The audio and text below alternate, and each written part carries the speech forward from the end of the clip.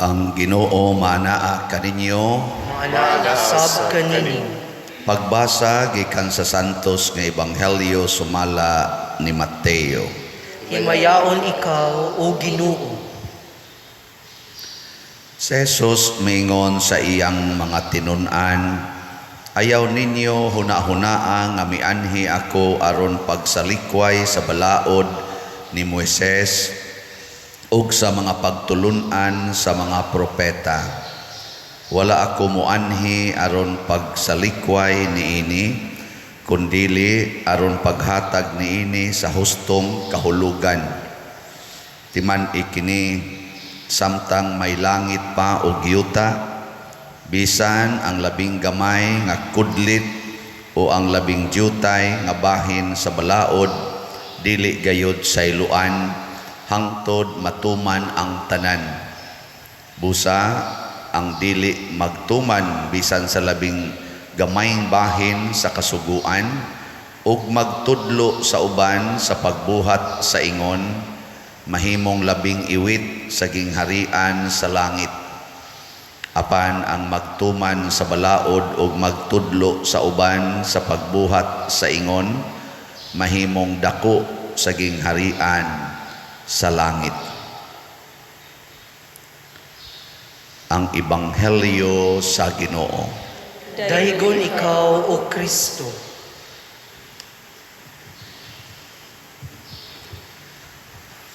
Daghang mga balaod sa mga Hudiyo nga pag-abot ni Jesus murag iyang giusab.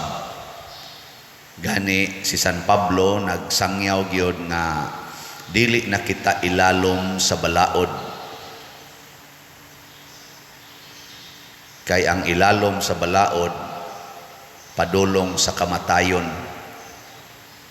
Murabag katong balaod nga patuman ni Moises nga gihisgutan sa unang pagbasa, murag wa nay bili. Ang importante nga motuo na ta ni Jesus.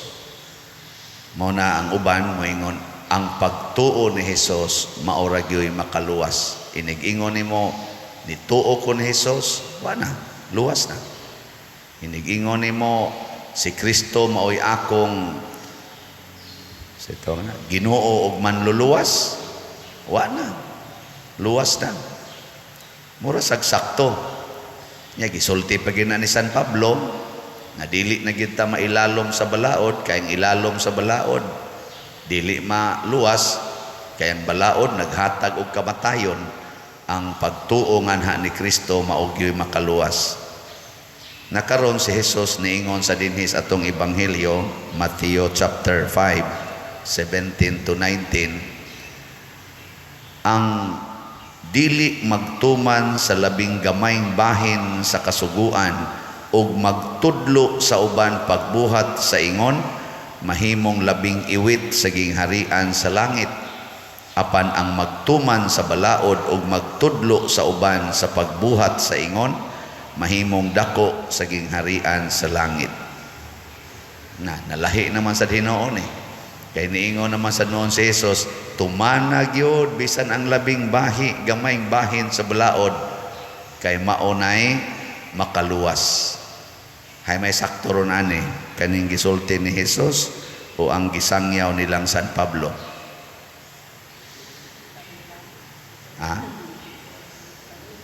Ipatuman man ni Jesus ang balaod. Unya ingon mas la San Pablo, ay na magtuman na ng balaod, tuo lang mos Ginoo. Maubitan nang moingon dayon ng ubang tinuhan, way relihiyon nga makaluwas. Kay diha sa relihiyon gud naa man dihang mga balaod, naa diha ang atong credo, naa diha mga doktrina. Asa pareha gud sa simbahan Katoliko, pila man kabuk balaod nato nga naa diha sa canon law.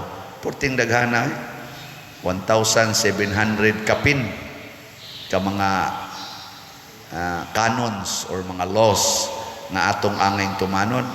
Ay nagtuman na tuo ni Jesus, dawata si Jesus nga imong personal savior man na.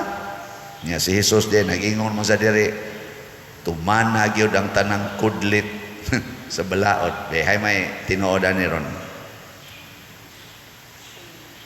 Ha? Hasta ako galibog na biya ko. Canon lawyer ba ako sa atong simbahan. Galibog sa ko na ko bitaw no sayop man tingali ning amon sige tudlo aning balaod.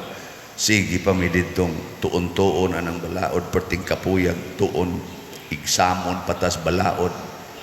Ana no, di na jud ko ganahan mo balik og tuon. Wana ang gisulti ni Hesus atong ebanghelyo wa ni musupak sa giingon sad ni Hesus ni San Pablo nga ayaw na mo pailalom sa balaod, sunod na mo ni Hesus, tuon na mo ni Hesus. Nga naman kay matud pa ni Hesus sa iyang introduction, ayaw ninyo hunahunaa nga mianhi ako aron pagsalikway sa balaod ni Moises og sa mga pagtulunan sa mga propeta. Wala ko kini isalikway kundili ni hatag ko og hustong kahulugan. So ang pagsunod nato ni Hesus kung ato gid siyang dawaton nga atong manluluwas mo buhat deta sa balaod sa hustong paagi. Nya unsaon man paghusto ang balaod, tanan nga balaod ni Moises, balaod karon sa simbahan, hastang balaod sa atong katilingban. Kani ba ang civil society, balaod mangyapon na sama nang mag-face mask, mag-social distancing. Balaod mangyapon na ni sunod man ganing simbahan ingon lockdown, why misa, pila man to ka buwan nga wa tay misa. Wa na mo kahinungdong. Hapit mga duha ka to March 18, 2020. Mao gyud toy una nga lockdown. Mingaw kay ta dinhi. Nya ni balik ang kana nagyong misa nga murag kana bang ingon ani ba nga normal na kanus aman. Mga November 2022 or ana kay pag misa di Galio nato daghan naman. Di naman kay tabadlongon. Mga tiwasonon sa una adto na lang atong kilid skural maglantaw. Kay di man pasudlon kay napura kabuk pasudlon din eh. Kato balaod man to sa civil society gituman nato pero sa hustong paagi. Unsa may gusto ni Kristo sa pagtuman sa balaod nga makalangit. Tumana ang balaod uban sa gugma. Dili uban sa kahadlok. Muna si San Pablo ningon siya free na ta. Unsa man ang free? Wa nay kahadlok. Mutuman tas balaod nga way kahadlok. Kay nakaapan gud nato ang balaod manghadlok man gud ang balaod alaron prisuhon ka. Anaon man din ka. Nisikat na TikTok katong unsa to? Mapriso ka. Sige, unsa to? Sige. Bidyuhi ko. You are not allowed. Mapriso ka. Ang balaod magigamit nato pag hadlok. Dili na mao ang pagtuman sa balaod, di na makaluwas. Kinahanglan free. Pasabot nahigugma ka sa balaod. Anha pa ta makasabot sa spirit of the law if there is love in our hearts to follow the law. Wa gani nang gugma kahadlok ra. Away kalainas mga sakristan nga uban. Nga muyaw-yaw na ganing pari nganong wa na may sakristan. Hala managhan dayon na sila. Maghilom-hilom na gani ang pari, wala na yaw-yaw. Wa na sakristan. Iniglingi sa pari, wa na sakristan. Asa na mga sakristan? Managa na sa adan. Sabat na padir. Wa sa kikalainan ninyo. Kamo ba? Ay murong bayad og taxes, imbarguho ng tanan ninyo mga properties. Hala, bayad yun, linyag yun, bayad yun. Kay deadline na. Pero gwa gani mo ingon. Ingnon lang palihog, bayad mo sa inyong taxes. Awagin mo bayad. Hala ka niya, hala ka niya. Pero prisuho na mo. Ang tanan, prisuho na. Hala, parking mo ng inyong sakyanan, just daplisdan. Kusog na ba ka yung clamming din eh. Ala, padaplin yun kay maklaman unya. Pero wag yung muklam, niya hangyo-hangyo las mga kapitan, mga officials barangay. Palihog, i-clear ning kuan, ayaw butangig obstruction. Mutanaw lang. Sapa. Kana lang atong mga tindahan din allowed bago na nga ang tindahan anas kilid sa karsada. Nya butangan pa yung pandong-pandong, ari padong sa karsada. Allowed na, dili. Nya wade na badlungas ato mga barangay officials din gibadlong oy, gisultihan na, pero wa lang nila higugmaa ang balaod. Muna moingon lang, kap, cons. Ini abot nga to, walang yapon. Sunod na lang cons, pero ingno na di ay taga head office gikan sa Manila, ang tanan nga obstruction gubon hasta linimpyuhay lagi. Kanang mga iro ayaw na buhi idesdan kay hazard na sa mga motorista. Pila nakabuk gamotor nga nangabali ang bukto, nangabali ang lawas, ang uban nangamatay gid tungod anang iro nga naglubog anang daan. Nya mukalit og bangon, mulabang diri, mukalit og balik. 14 taong daghanang nangatumba nga mga motorista. Wa gyud panghipusang iro, gukuron pang motor usahay. Mugukod sa motor, muhaksyog sikmat sa gasakay, asa mo ito katumba. Nga nang wa man nahiposa nga ordinance naman na. Hawa may panghadlok, butangig kahadlok. Kana bang pulong sa leader ba nga mingon, ay tumana, patyon tamo. Asus, hipos na yun Kana yung word nga patyon tamo. Hadlok ay taana. Lingay mong tupad. Ing na di ka mahadlok ing nung kapatyon ka. O na, ang uban na to mga leaders, mapugos na lang hinogamit anang punga. Patyon tamo. Sige ron, supak mo na patyon tamo. Ikaugma, nanay mga sangit sa kanal, nanay nagtighaya dito. Hala, mauna ni. Hipos, mauna ni. Kinahanglan pa batang hadlokon? Dili. Muna si Kristo makatuman gyud balaod kay di man siya mahadlok. Sampulan tamos gituman ni Kristo nga balaod. Love your enemies. Kana kinsa ninyo dinhi ang mutuman ta sa kamot. Kanang kumplito yung pagtuman ba? Tanawa, mga buangon mo. Love your enemies. Giyon sa pagtuman ni Kristo, matod pa niya, kung tamparoson ang imong pikas aping, ipatamparos lang pikas. Si Kristo gikulata og maayo, dili lang tamparos, latigo pagyod, gihubuan pagyod, gipurong-purungan pagtunok, gipapasan pagkross. Grabe ang pag-among-among sa iyang mga enemies. Pero unsa may gibuhat ni Kristo, siging tuman, love your enemies. Gilansang sa cross, love your enemies. Di ba? Wala na gisogo sa Old Testament. Gisogo na ni Moises, oy, higugmaa ang imong isig katao sama sa imong kaugalingon. Ug mao nay usa sa mga translation sa love your enemies.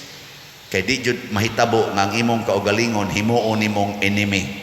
Gawas og mabuang ng imong utok tungod sa depression mo nang maghikog na ka. Pero normal mindset, di gid ta makig-away sa atong kaugalingon. Muna ay gyud pakig-away sa imong silingan bisan pagpatyon ka ng imong silingan. Sige, lingi ay mong tupad. Ing na siya sugod karon din ajud ko makig-away nimo. Sige, ing na. Sige na. Ing na ba? Kamo sa dihang nas online, ing na nang inyong kaubas balay, kamong nagtan-aw des TV, ing na sugod karon din ajud ko makig-away nimo. Tanawa di ba iniksulti anas asawa mo ingon din ang bana sana all. Oy, mga buangon kitas tanan, mutuman tagbalaod, dunay limit. Ang gusto ni Kristo, kompleto nga pagtuman. Sama nang moingon, bayad mo taxes. Sige. Pila may percentage. Tumana ginatanan. Hangtod sa katapusan. Ayaw gyud pag-ingon-ingon nga kani isipti ko ni kani ay so dato na bitan ng gobyerno. Pobre ra ba kay ta dinhi? Ning atong nasod pobre kay atong gobyerno. Naalay dana mo ngadtos kahugan. Ako ginang mention nun. Katulo na kuno na approve na pagin mi kana na ang say nga na kanang approval gikan sa city council nga na-approve na nga ablihan nagkarsada ngadto. Hapit na lang may mga matay. Wa pagyapon maablihi karsada pagkaduol ra gid anang kahugan gikan sa city. That is only 6 kilometers gikan sa siyudad gyud, gikan sa Simbahas Guadalupe. Nya naa nay 3 kilometers padong sa napo nga karsada. 3 kilometers na lang gyud padong sa amo. Masuya kay ko dinis liluan kining akong parokya. Musuot ko ngadto padong Lanipga, ngadto padong Mabini, purting mingawas mga daan ngadtos paril ana pagkanindot sa mga daan, mingaw kay daan, layo na kaayo sa siyudad. Ang amo dito ang kanang magabi mo sirbatog kusog ang kanang jeep diri sa Guadalupe mabati ko sa amo. Pero wa gyud mabutang karsada kay pobre ang atong gobyerno. Why budget? Tinuod ba ka ha?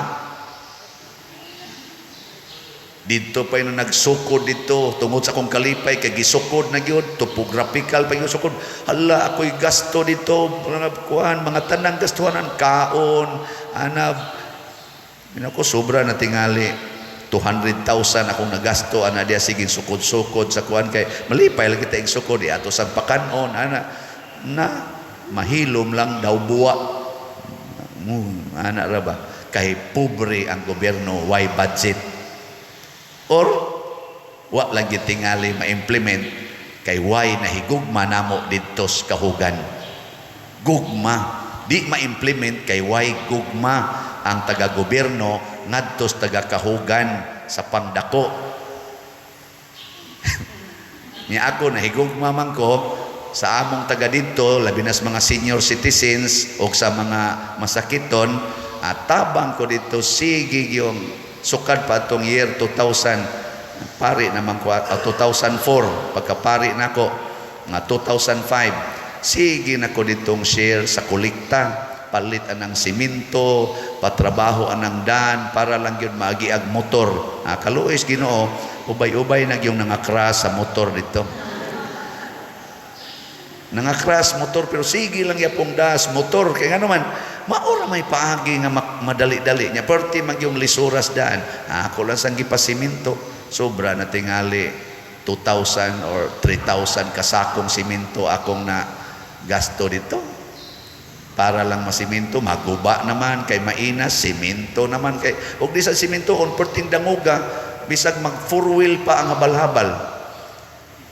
Kasabot mo ng habal-habal nga mag 4-wheel kana bang duha ka ligid sa motor plus duha ka tiil sa kanang naang driver matumba lang gyapon katawag ko atong partigyong danguga ba niya muahat man gyud nya nangumpra mag-isda diri sa carbon kanang para sa konsumo dito ba di sakay na sa habal-habal ngadto ga 4-wheel kuno sila sus natumba man gyung habal-habal nat yabo hastang katong gibutangas isda ang isda nangahawag tang ngadto disuot ngadto sa kakugnan na ila na sang gipangita siya mura naman hinuntanig nanikop og isda imbis mamasolog isda nanikop na kay siging kabkab sa mga dag asa naman tong isda pila naman nakabugay sa kuwangan pag-usap ni pasok ding isda ngadto sa mga dahon sa mga layang dahon luoy kayo anang nahigugma man ko dito sige yung bahin sa kolekta dito. Pero kaya ang atong ubang mga opisyalis gobyerno wa man mahigugma why karsada ala mo diya mao na ang pagpatuman des balaod labi na ning balaod ron sa atong presidente panahon pa man ni President Digong farm to market access roads farm to market dagko kay mi gasto dito sa hinon karon ang mga mangga na daot man sa atong audit nga bali man pero naa man sa mga toy mga farms dagko kay gasto pliti palang daan sa habal-habal dagko kay gasto magtukod migbalay dito, ang paghakot palas materialis, magtukod kag payag, dagko kay kag gasto, kay ang pliti palang daan, hapit gidubli ang presyo sa imong gipalit nga sin, mga kabilya, mga simento. Kay dayo man. Ang saon na to ani pag-asinso, kay wa may gugma ang nagdaas balaod. Gugma, bisan din sa atong simbahan, kabkab na sa tadiag imburnal, unsa man na, bunga nas gugma o kalagot? O kana, bungas gugma. O niya, kining ato rong pagtukod og kumbinto, nga mukos na mga 35 million, bunga nas gugma o kalagot? Kana. Salamat sa mga nahigugma na malit og slot.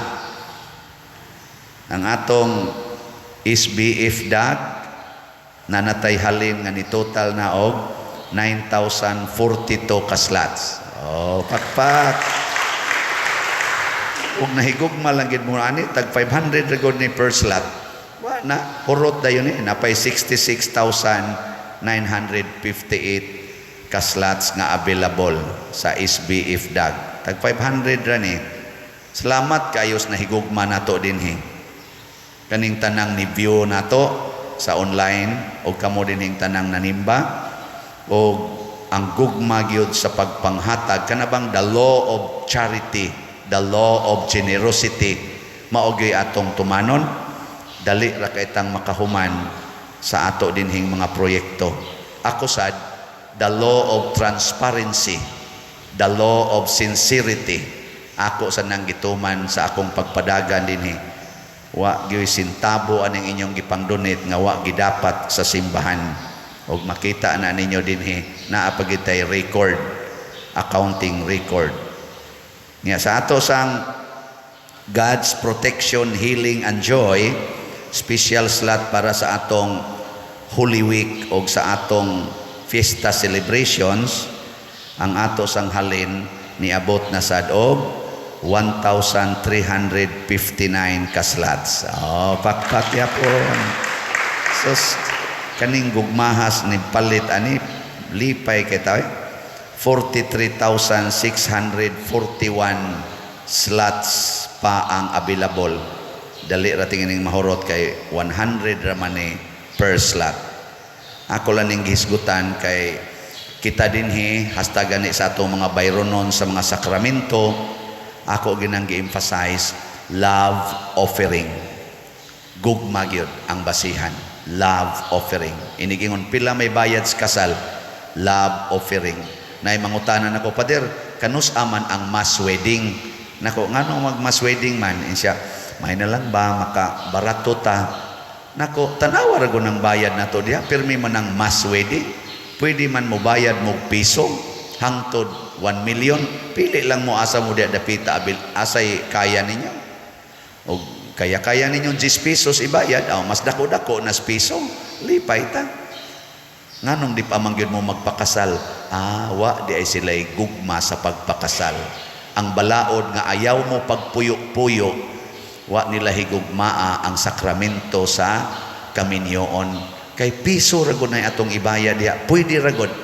Og di jud ka ka-afford og piso, mo kasal ra gyapon ko nimo ninyo. Ana, magsabot lang kita. Kung wa jud kay ma-afford nga piso, kay ang balaod sa Ginoo maimpierno gyud mong gapuyo-puyo.